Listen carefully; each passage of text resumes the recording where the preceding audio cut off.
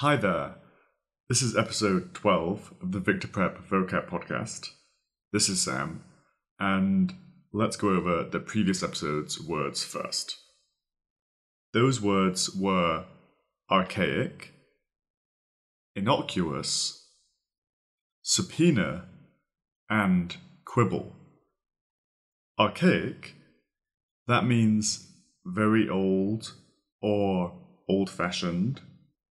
Can also mean something that's no longer in everyday use, but a word that's sometimes used to give an old-fashioned flavour. Could also mean obsolete or out of date. Innocuous, that means not harmful, not offensive. Could also mean safe or innocent. Subpoena is a legal document ordering someone to attend court. Quibble, that is a small objection, a slight criticism. Can also mean to find fault with something or to complain about. So, if someone is impersonating a celebrity and you find a small objection to their impersonation, that could be called a quibble. Those were our words from last time. Now let's move on swiftly to our 4 new words. Our first word is Parley. Parley. That's spelled P-A-R-L-E-Y. Now, a parley is a conference between opposing sides in a dispute. So, if there's a war between 2 sides, and those 2 sides then decide they're going to talk about peace, they're going to sit down and have a parley. So this word is almost always used in this context. When you have 2 sides, it could be 2 people, it could be 2 political parties, it could even be 2 countries in a war. But it always means you have 2 sides usually who are at odds with each other. They're usually enemies or not on the same side.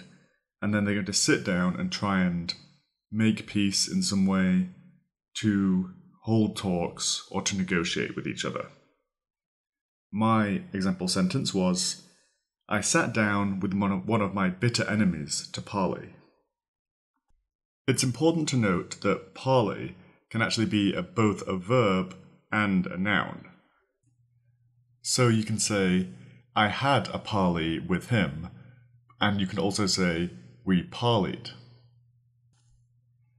Some synonyms are discuss terms, talk, hold talks, deliberate, or negotiate.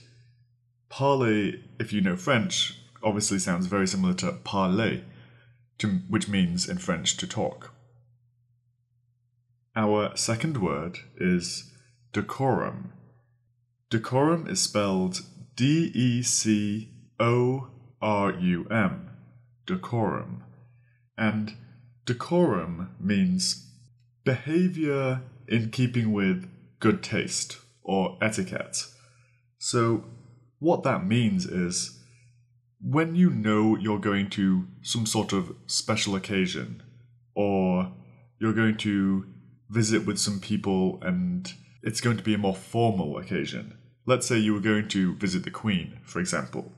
You are going to behave, you are going to act in a certain way in accordance with that situation.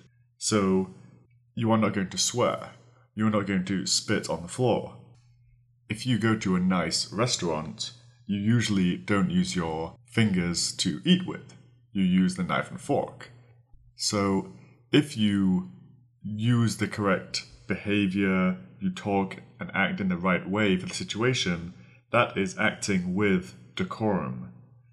Some synonyms of that are propriety, seemliness, decency, good taste, correctness. My example sentence is, before meeting the princess, I worried about how to conduct myself with proper decorum for the occasion.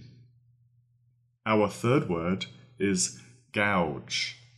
That is spelled G-O-U-G-E, gouge. Now, gouge has 2 meanings. The main meaning is to make a hole or groove or indentation with a curved blade, usually a type of chisel. So that is often used in carpentry or sculpture. It also means to dig or force out with a tool. The secondary meaning is to overcharge. So if you're selling something and you sell it for more than it's worth, you could say you're gouging people. My example sentence for gouge is, I tripped and fell onto a tree branch, which almost gouged my eye out. Luckily, I got away with only cuts and bruises. So, some synonyms are scoop, hollow, excavate. And often when you hear gouge used on a day-to-day basis, it often is used with injuries. So you'll often hear, I almost gouged my eye out. That is a classic example of the use of gouge. And probably the second most common usage of gouge is when people have been overcharged or conned or swindled. So you could say, that electronics store is gouging its customers. Our fourth and final word is lucid. That's spelled L-U-C-I-D, lucid. Lucid means plain, obvious, understandable, or evident. If something is lucid, it's easily understood.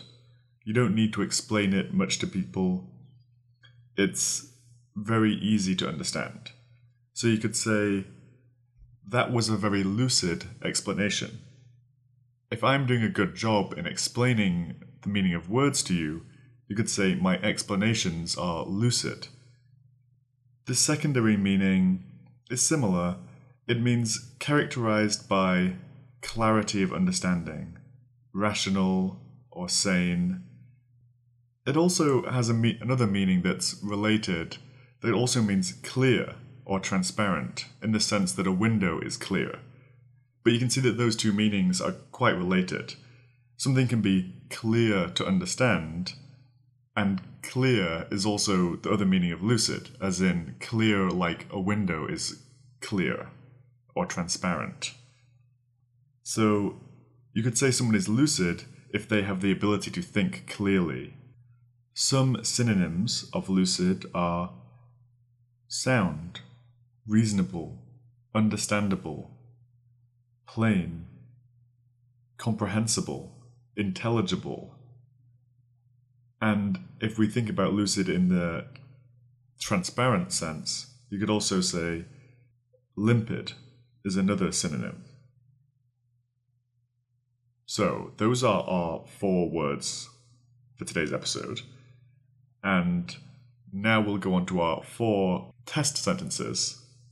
And those are sentences where I will not use the words of today's episode, but I will express a meaning in those sentences that is related to the words. And you have to identify which word I'm referring to in each sentence. So here we go. The master craftsman delicately carved a groove in the wood using a type of curved chisel. After many years of war, the 2 nations decided to hold a conference of peace to discuss the terms for an armistice. After years of finding math difficult to understand, I found a teacher who made everything so clear to me. While planning the wedding, the bride and groom spent a long time reading about the correct procedures and etiquette involved in inviting guests, making speeches, and gift-giving. Those were our 4 sentences. I hope you understood them all. I hope I made my explanations earlier in this podcast lucid.